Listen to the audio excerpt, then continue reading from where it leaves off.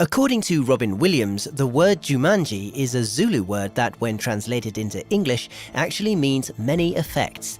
Whether this is actually correct or not, we don't know. However, what we do know is that the movie Jumanji did indeed have many effects. Pushing the limits of what was possible with special and visual effects at the time, not only did Jumanji have more puppets and animatronics than Jurassic Park, but it also had over double the computer effects, more than 12 minutes, and a much wider variety of style of effects. So in this video we're going to explore some of those detailed models and sets like the overgrown vine set, or the house splitting in two, complicated puppets, animatronics, and, well, I suppose you could call this plantatronics, and some incredible digital effects.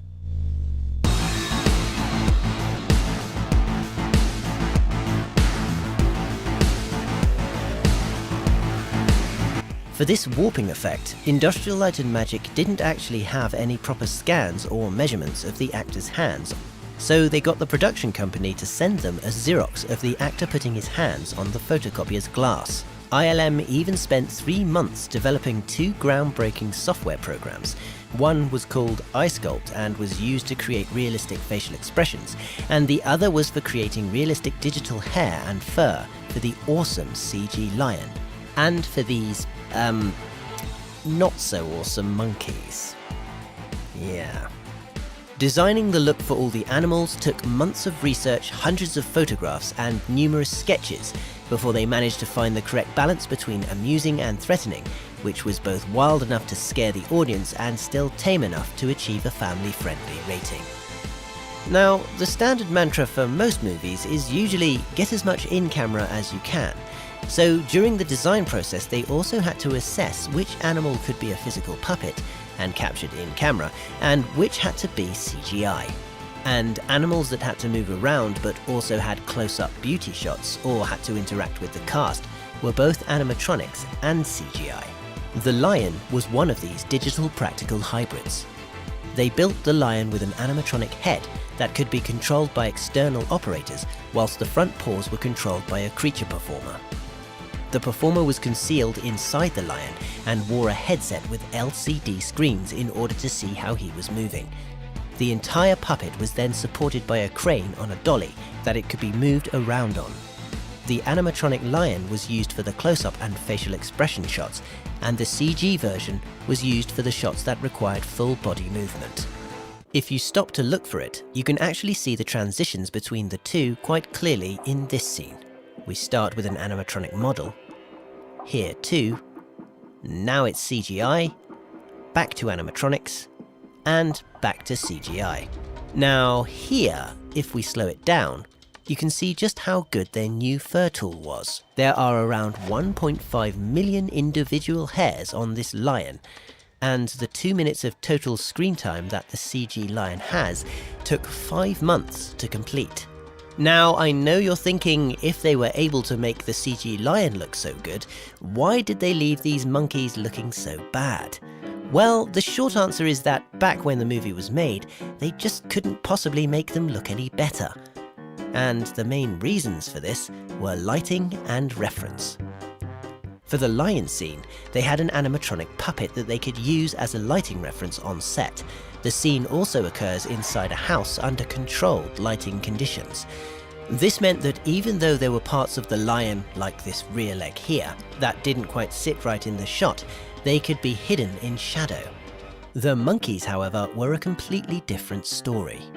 Even though maquettes were made to define the monkeys' look, there was no puppet that they could use for lighting reference, and the monkeys themselves mainly appeared outdoors in broad daylight with little or no shadows to hide their flaws. Unlike the lion, which just had to walk, run and jump, the monkeys had to steal a police car, ride a motorbike and smash up an entire kitchen.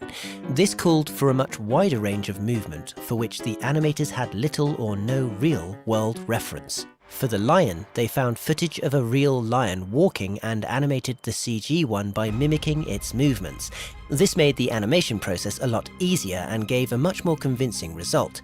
But finding footage of a lion walking is pretty easy. Finding footage of monkeys riding a motorbike, that's a lot harder to come by. All this becomes apparent in the kitchen scene. Here the monkeys actually look pretty good, and nowhere near as jarring as they do in the external shots. This is because the practical effects going on in the shot give the CG monkeys something to interact with and help them form part of the scene. Each monkey is carrying out a simple short movement, and that makes it much easier to animate and more convincing, and the interior lighting environment is more controlled and therefore easier to make the monkeys sit well within the shot. Although the monkeys weren't the only animals that were 100% CGI. All the animals in the stampede sequence were also computer generated. The sequence starts with the rhino smashing through the library wall. This was actually done by first filming one plate of Robin running back to get the game, then building a massive blue rhino and smashing it through the wall, and then isolating Robin and compositing him along with the CG rhinos into the final shot. The stampede sequence then continues through the house and into the street. Here, ILM created the most memorable shot in the entire film. This shot was so good that not only did it have the general public wondering whether or not a real elephant had been used, but ILM actually reused it as a VFX test shot to convince Tim Burton that the aliens in Mars Attacks should be CGI instead of stop motion. Now, as we said before, Jumanji had many effects, and they weren't just limited to the animals. In fact, perhaps the biggest and most complicated effect was actually the parish house in New Hampshire, which wasn't actually in New Hampshire and wasn't just one house. You see, for the exterior establishing shots, a false facade was actually built on an empty lot in British Columbia, Vancouver. The interior sets were built at Bridge Studios in British Columbia, and they were designed to cater to the effects that had to happen within. Scale models were built to plan and visualize how an effect would look and be achieved.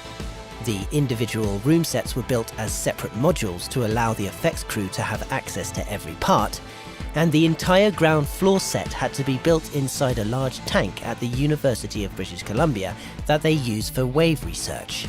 Its construction had to be strong enough to resist the pressure of 2 meters of water and the strong winds generated by the monsoon. Oh, and the massive 15 feet long animatronic crocodile that was thrashing about in it. The split house set was a combination of a miniature model, CGI, the main physical set, and the attic set that was designed to be torn in two. The model was used to achieve the actual effect of the house splitting in two. The main set was designed to have the central part dismantled, but the attic part of the set was actually designed to be pulled apart just after the quicksand scene.